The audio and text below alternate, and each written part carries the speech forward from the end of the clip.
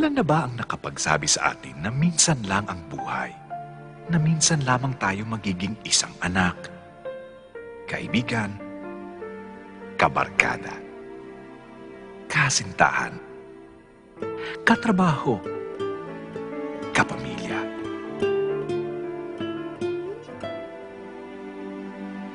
At ilan pa ang magsasabi sa atin na mas bihira pa na makita natin ang liwanag na iyon sa iisang buhay lamang. Liwanag na naging humigit pa sa buhay, na humigit pa sa minsan, sa sarili,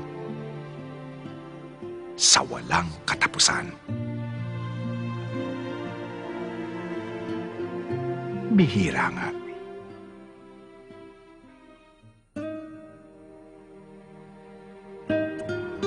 Sadyang maswerte nga ang show business sa pagkakaroon ng isang aktor na Rico Yan. Pero sino nga ba ang masuswerte pa sa amin na kanyang kapamilya na nakilala at nakasama siya simula pa lamang sa kanyang kapanganakan? Rico was born at the Medical City on March 14, 1975. He was a heavy child weighing 8 pounds at birth. My little brother, ang bunso naming lalaki, he immediately gave joy to our family. Tuwan-tuwa kami nga nung napanganak siya. At ang natatandaan ko nung nagkasakit siya ng 11 months old siya, ng meningitis, talagang lahat kami ay abalang-abala at nervyos na nervyos dahil nga medyo serious yung sakit niya. Ano yun sa ulo eh. So habang lumalaki siya, iniingatan ng parents ko yung ulo na hindi maumpog, mga ganyan. Pero yung problema, masyadong malikot si Rico eh. Masyado siya malikot na nahulog siya ng palikod. So pag tumatama ka sa ulo, kailangan namin i-rush sa hospital. So it was always a concern, special care. Favorite yan. Kasi nga nung bata, muntik ng namatay si Rico. So, special care ng parents ko. Isa siya sa mga paborito ko po. Sabay kami kumakain, sisimba. Ako at saka yung asawa ko, of course, in a certain way, had a hand in upbringing him. Growing up, I think the person with the strongest influence in my life is my grandfather. When we were growing up, he was like, Rico, that's bad, don't do that. Yeah, he's always like that. He's always very straightforward. He'd tell you if you're wrong, and there are no gray areas. Malikot at maharot, kung minsan nakakainis, pero natural na ang pagiging malambing at karinyoso ni Rico, lalo na kung may hihilingin itong pabor. One time during the Christmas season, we had a Christmas lunch here with the whole family, and after lunch we had exchanged gifts. And after all was over, Rico came to me with carrying his gifts. But he was complaining. I said, Rico, what's wrong? Lolo said, oh, you have your gifts. Yeah, he said, but they have more than I have, you know. Oh.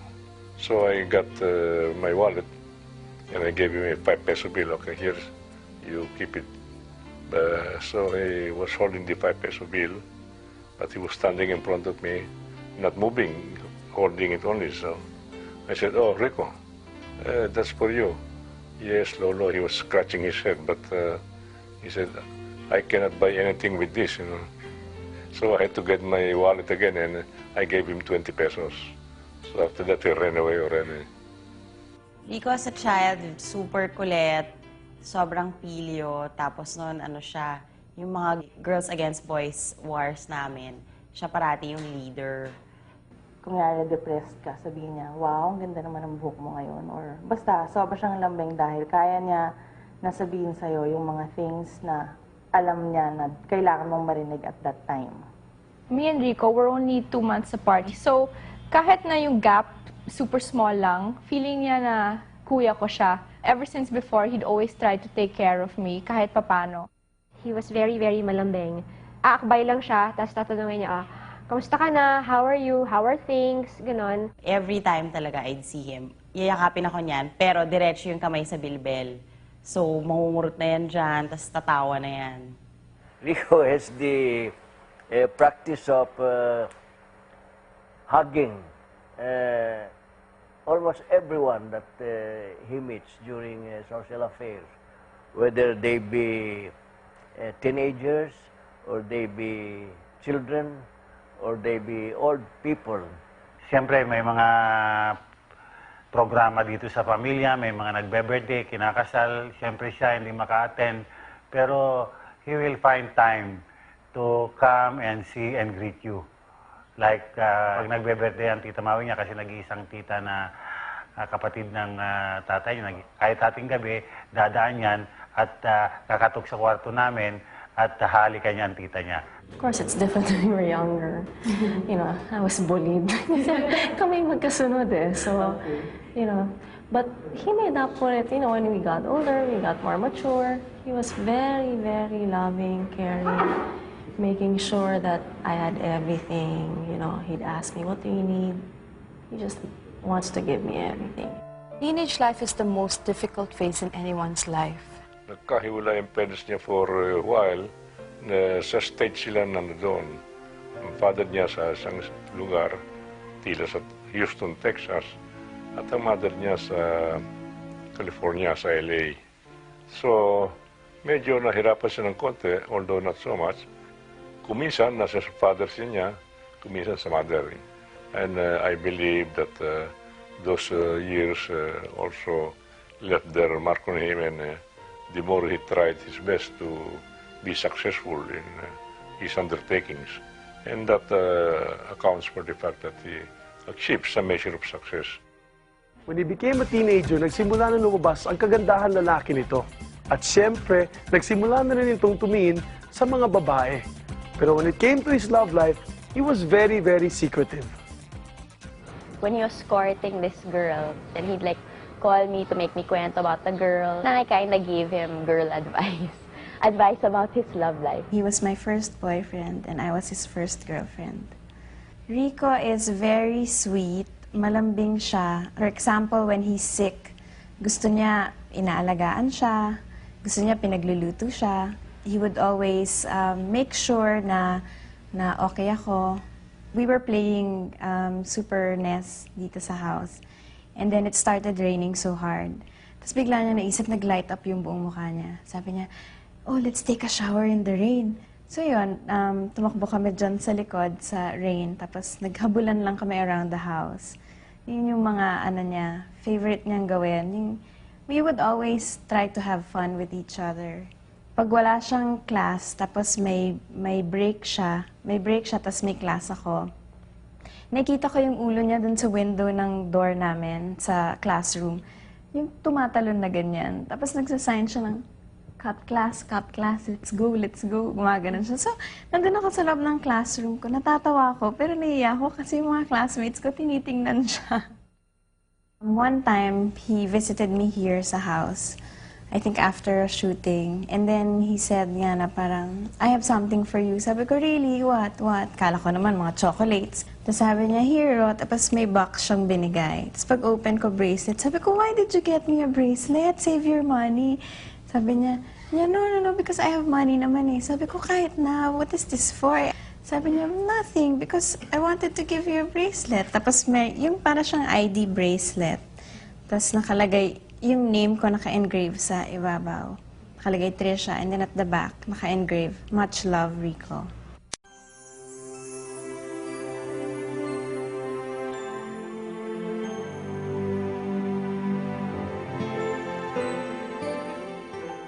Namin nung college, well, on weekends, we go out, Saturday nights, kita-kita, kwentuhan with friends. Maraming times na pupunta rin siya sa class na hindi siya ready, ganyan, hindi siya handa sa mga, kunyari, tests or sa mga dapat isubmit. Pero parang parating nagagawa niya ng paraan or nakakalusot siya. When he got his final grade or his final course card, he went up to the 4th floor of the LaSalle building, screamed, and he was so happy to have graduated.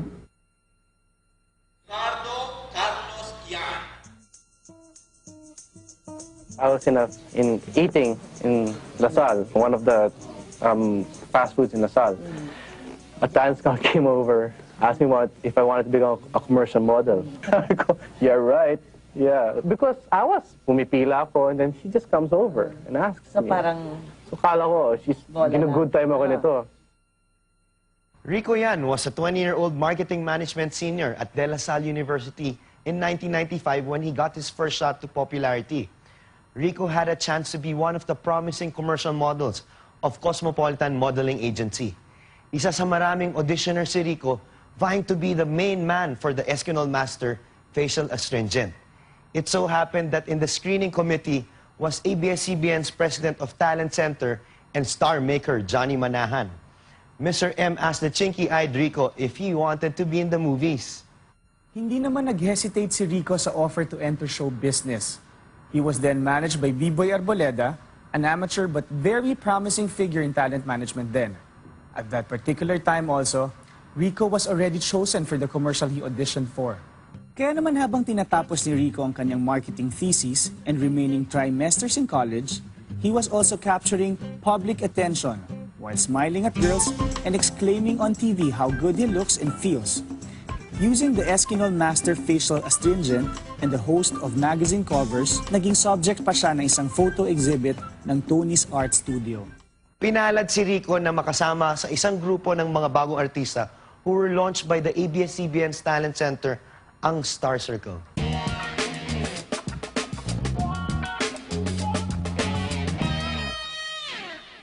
Olive Lamasin and myself were the two directors who kind of auditioned, not exactly auditioned, but at the time that Batch 1 was having their workshop, we were there. Talagang sobrang gwapo ni Rico. And he was very good, syempre, you know, very intelligent. And talagang he really stood out because of his good looks. And during the actual workshop, during the being workshop, talagang nag-stand out siya because he broke down and he gave us a very beautiful performance. Bilang pioneer, isa si Rico sa 8 members ng Star Circle Batch 1. Composed of 3 boys and 5 girls, Star Circle Batch 1 was launched in 1996 sa weekend afternoon TV show entitled Gimmick. This show's plotline was for youngsters and tackled the young life. Bukod sa Gimmick show, napasama din si Rico sa top-rated noontime show. Sang linggo na po sila, from 1996 to 1998 through his own segment, Rico Election. Memorable at nakakatawa ang mga production numbers dito ni Rico. Madalas wala sa tono kung kumanta, pareho pang kaliwa ang paa pag sumayaw.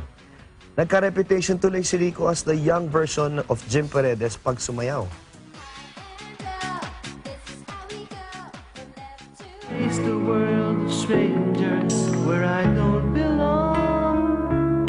I'm not that strong. Kung pumalpak sa pagkanta at pagsayaw si Corix, sa taping naman ng TV shows niya, particular bubo ni Rico ang paulit-ulit mabulol. At times, nakaka-3 takes siya kapag mahabang Tagalog ang dialogue niya. Dahil nito, nang kasanayan niyang magsalita ng dire-diretsong Ingles nung baghon pa lang ang lasalista sa showbiz. Teka, sige, ganito na lang. May nagdo-doorbell. Sagutin mo yung doorbell. Buksan mo yung pinto. Pero after several acting workshops Rico diligently attended conducted by Talent Center, things paid off. The actor in Rico Yan came out. Umiyak ka. Hindi nakakaya para isang lalaki ang umiyak. Sige. Labas mo. Si Rico Yan ang first member ng Star Circle Batch 1 na naging featured artist ng Star Drama Presents noong March 1997 at April 1998. Rico also became a mainstay of top-rating soap operas like Mula sa Puso from 1998 to April 1999. Aasa na lang ako sa husgado. Lagi na akong talo. At saan ka man naroroon from April 1999 to March 2001. Magulo na sitwasyon, Daniel. Hindi ako nanggugulo. Mas matagal ko nang kilala tong pamilya to kesa sa'yo. Huwag kang hipokrito. Alam naman natin kung ano sadya mo rito eh. Ikaw, ano sadya mo rito? Tama na, ano ba? While becoming the first endorser of Talk and Text in April 2000, Rico was already a part of a famous wacky trio dubbed as What a Man. Kasama niya ang triyong ito, si Marvin Agustin, at of course, ang inyong lingkod. Nag-spin-off ang What a Man mula sa Daily Afternoon Show, ang Magandang Tanghali Bayan, kung saan ni-launch kaming tatlo as the mainstays of the top-rated daily noontime show. Most printed face na because of his print ads, most watched face pa si Rico with his television commercials. With several click lights focused on him and the following becoming wide, Rico Yan is now a household name. Celebrityville now has a new man who is conquering everyone's heart. Panorin na to.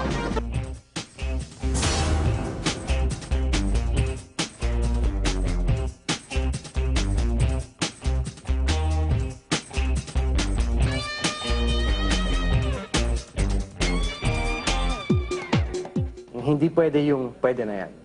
Yun. Kailangan palaging do your best.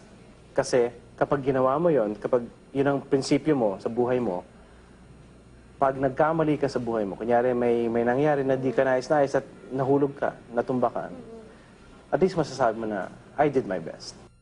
There was a time early on in his career when he had so many questions and so many uncertainties, and he came to see me in my office. Just like any young man, he had his insecurities. And then, sabi ko sa kanya, just work hard. They will adore you, they will love you based on how much you give of yourself. In 1998, he did 2 dramatic films. Dahil Mahal na Mahal Kita with Wendy Ramas and Kay Tagal Kitang Hinintay with Rory Quintos. At this time, Rico moved up as a leading actor. It was at this time when the whole world saw Rico's strength. He hid nothing, and he shared everything. I did 2 films with Rico, Paanong Puso Ko and Kay Tagal Kang Hinintay, which was his first full-length role as a leading man. And he was very, very, very cooperative. And talagang he really would put his trust in his director. And it's really very, very nice to work with him because he was very open about his life. And so, alam ko yung buhay niya from childhood to his growing up years. He didn't have any block, unlike some actors na talagang, they don't want to go back to their past. They don't want to, show the inner side of themselves. Si Rico, it's either mararamdaman niya, ibibigay niya or hindi. Ganong klaseng aktor yan. So kapag ang maganda sa kanya, wala siyang technique. Ang maganda, dahil nga sa magkaibigan kami, alam na alam ko kung saan ko huhugutan. Hindi siya yung tipong makukuha mo sa sigaw. Sabihan ko lang yan ng, Rico, I love you very much. Titiwala ako sa'yo, naniniwala ako sa'yo. Bibigay yan. Para siyang bintana nagbubukas. If, as an actor, Rico was as real as he could be, as a matinee idol, he was most charming. Halos hata nahawakan ko na rin lahat ng mga kabataang artista. Pero pag nagpa-cute sa eksena, kabog silang lahat. Yung, ewan ko, charming kasi si Rico Konting ngiti niya na pangiwi, labas niya lang yung dimples niya, yung mata niya lang. Sobrang cute.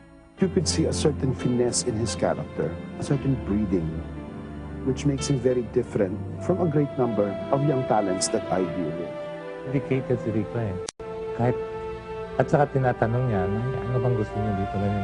Focus siya So, hindi ako nahihirapan na hugutin ko naman gusto ko as a director kami. So, nakikita mong, nag-work yung mind niya, na eventually lumalabas sa kanyang mata, lumalabas sa kanyang movements. Actors are born. It's born to become an actor talaga. More often than not, pag nagagalit ako sa cast, siya may kagagawan. Ang maganda sa kanya, marunong siyang maglambing. So, madali mo mapatawad yung mga atraso niya. Much of the power that a matinee idol has depends on how strong his female counterpart is. Rico had the most bankable female counterparts, drama princesses of their generation. Rico and Jolina Magdangal formed the lesser-known Jolina Rico Love Team. Ikaw yung una kong leading lady, di ba? Ano ba yun? Pinapayuro mo pa ako, nagsisimula ako. Naalala At mo yun? kumakanta pa tayo. Correct. Since may baby na tayo, sino mag-aalaga? Siyempre, ako, mami. Ay, madaya. Teka, madaya. Mag-aalaga niya, baka mamatay yan sa ito. The Julian Santos Rico Yan Love Team was more of a love team born on television and carried over into films like Kay Tagal Kitang Hinintay and Paano Ang Puso Ko in 1997. Mahal mo ko?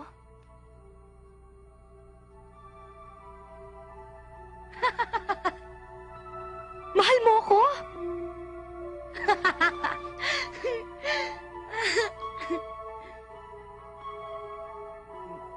The Rico Claudine team-up developed on screen, jumped into television and into real life.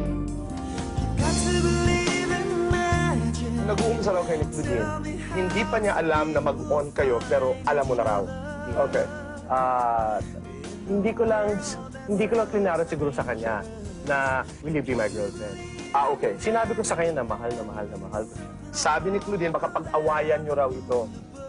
Pero sinabi niyang, kumakanta ka raw? Kumakanta ka raw talaga? Just 1, 2 lines, Rico. Got to believe in magic and in the song, Mister. Claudine, papatayin talaga kita. Sige nga, 1, 2 lines. Something like this. Look at me, I'm as helpless as a kitten up a tree. Blah, blah. Paano mo nagawa? Kinabi ng puso ko. Kinikilig, makita ka, laging nananabik. Nagde-develop na yata ako sa'yo. I think the important thing in a relationship, in a showbiz relationship, is that you don't bring the public into the relationship. You can bring them in as spectators, but not really into it as decision makers. Ultimately, the decision should lie between the two of you. And as far as problems regarding our personal relationship is concerned, we should filter that out. We should solve the problem ourselves. I want to thank you for taking care of me and for respecting me and loving me. Rico, what do you want to thank Claudine for? To Claudine, I want to thank her for being that strong woman who would always back up a man. If it weren't for her, I wouldn't be where I am right now, because siya yung pader na sinasandalan ko. Got to believe in magic. Tell me, how do people find each other in a world that's full of strangers? You got to believe in magic, something stronger than the moon above. 'Cause it's magic when two people fall in love.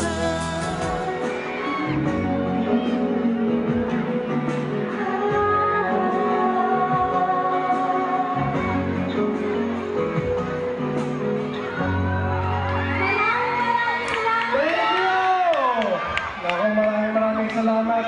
Bago na, siyempre, bati ka muna, Claudine. And Got to Believe was a huge box office hit. Once more, Rico proved that in whatever genre, romance, drama, or comedy, he was the most bankable young male actor of his generation. Siya noon, sabi niya direct, parang nag-hiatus raw siya from showbiz for quite some time. And this is his comeback movie. And so, then siya, pag nagre-react yung tao, he would nudge me and gaganyan siya sa akin. Direct, okay, ganyan, they're reacting. We were embracing one another. And when I got to him, he looked at me for a long time. And then he embraced me and he cried here, on my shoulder. He didn't want to let me go. And I'm smiling. And all he said was, he was crying and he was saying that, thank you, Direk. Fear ko is, at the end of the day, masabi ko na I didn't do my best. At least sa akin, I did my best. Kahit na hindi ako mag-succeed sa showbiz, basta masabi ko that I did my best, okay na yun.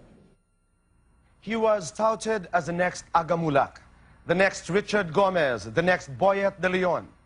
But movie after movie, we learned that he was simply Rico, a boy with an endearing smile, a versatile actor with depth and sincerity, a matinee idol with so much charm, a person with many dreams.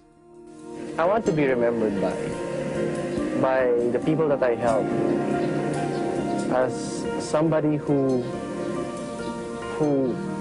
always managed to be there when they needed me the most, and who always told them that no matter what happens, I will always be here by your side, and I will never stop until I help you achieve your dreams. While endorsing various products on print and TV and doubling as a businessman, Rico was also behind charity projects and youth foundations that were unpublicized as he wanted them to be.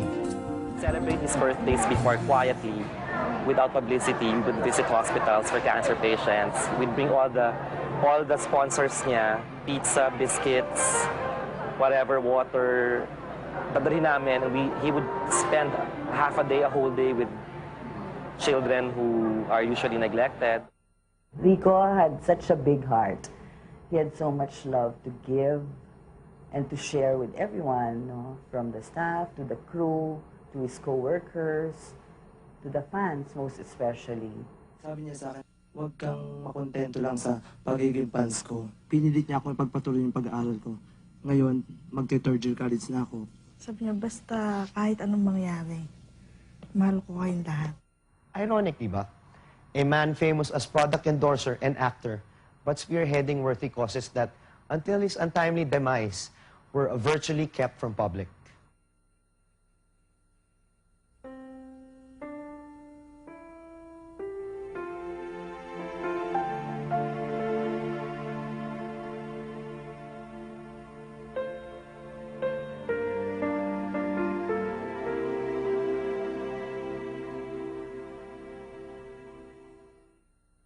Mga fans ni Rico, magpapalagay akong dimple. Inaalala ko si Rico. Alala ko wala nang gagahasa sa akin sa taping. Okay. Di ko man lang siya natikman. Mukha pa naman siyang masarap. Hindi, do you know how much I love you? Tapos ako, Rico, of course, I know. Sabi ko, naman, mahal din naman kita eh. Tapos niyakap niya yung mami ko, lumuhod siya sa harap ng mami ko. Sabi niya, Ma, I wanna be part of your family. Para lagi akong kakain ng laing ni Mama. Pwede magpaampon daw. Shock absorber ko kasi. Shock absorber mo si Rico. Alam mo yun, hindi ko alam na problemado rin siya. Hindi kasi hindi mo mahalata sa kanya. Parang tatawagin, Aling baby, kaya mo ba? Hanggang sa kahuli-hulihan, pinakita niya sa aming lahat kung gaano siya kabait na anak, kaibigan, at kung gaano siya ka-gentleman. Mamimiss ko yun tuwing umaga pag alam niyang masama ang loob ko. Na may magsasabi sa akin na, Mamang, you look wonderful today. Sabi ko sa kanya, bro, ako malakas ang paniniwala ko. Magiging presidente ka ng Pilipinas. Anong sabi niya? Hindi siya nagsasalita, niya kino-confirm sa akin na, oo, gagawin ko, oo, ganyan, papasukin ko. Pero I could feel it. Ngumingiti ba? Ngumingiti. I could feel it. Sabi ko sa kanya, supporter mo ko. I could feel it. At alam ko, kaya niya kasi. Kayang-kaya niya. Gusto ko lang sabihin na happy siya. Happy siya. This is the best moment of my life before we said goodnight. He was with me in November in San Francisco when they had that MTV show. And he was telling me there already, Tina, guess what I'm gonna give Mom and Dad? I said, what? Sabi, I'm gonna get him a car and then I'm gonna say it's gonna be from all four of us. It's always like that. He'll include me, my sister, and Bobby. He'll never say it's just from him. Dearest Mom and Dad, we are very proud to have you as our parents. God has been good to our family ever since. And I know He wants us to share our blessings with each other. Enjoy. Merry Christmas, Rico. Wow! Small, small. Okay, open. What's this? Oh no! This is a Kito what? This is a Kito card.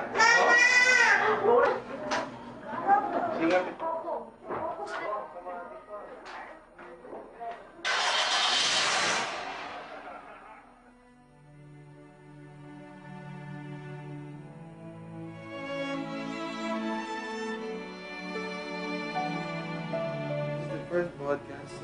The video cam I got from Rico for Christmas.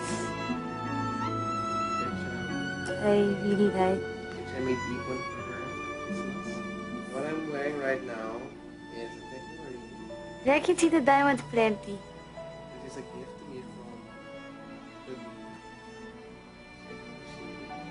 saved before. Naguguluhan ako sa...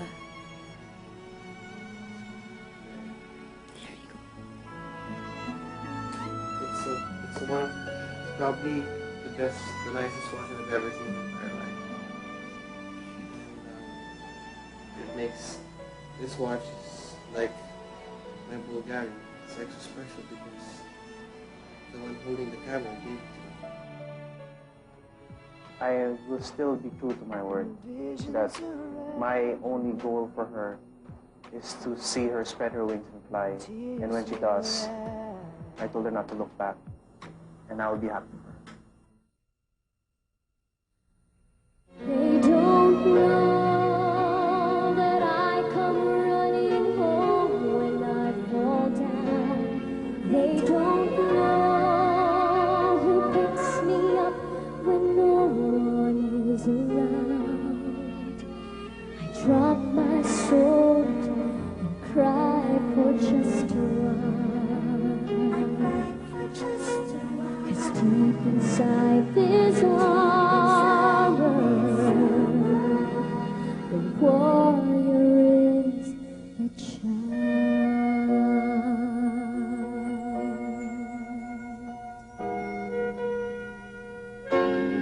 They don't know that I come running home when I fall down.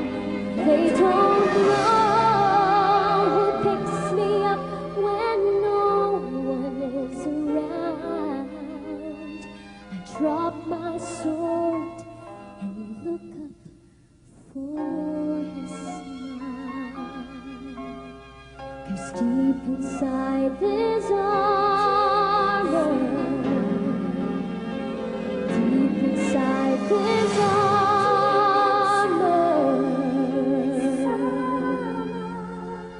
deep inside this armor, the warrior is a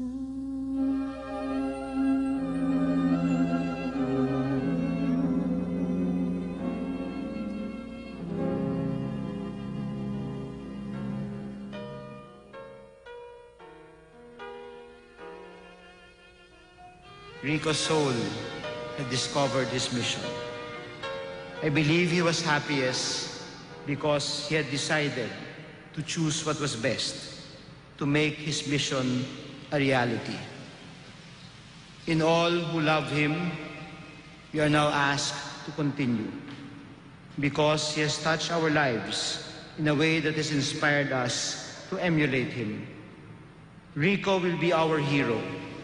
He will be the wind beneath our wings, and he will make us fly like eagles to better attain the hopes and dreams we shared and continue to share with Rico. Rico being what he is, having given joy to so many people, I cannot believe that he will make us sad. I cannot believe that he will leave us distraught and grief-stricken, his family. I could not believe that. That's why probably I was being strong all these days, not crying because I was still trying to find the answer to that, and now I have found it. He said, "Mommy, you're not going to grieve. You are not going to grieve because by my death, something will come out of it."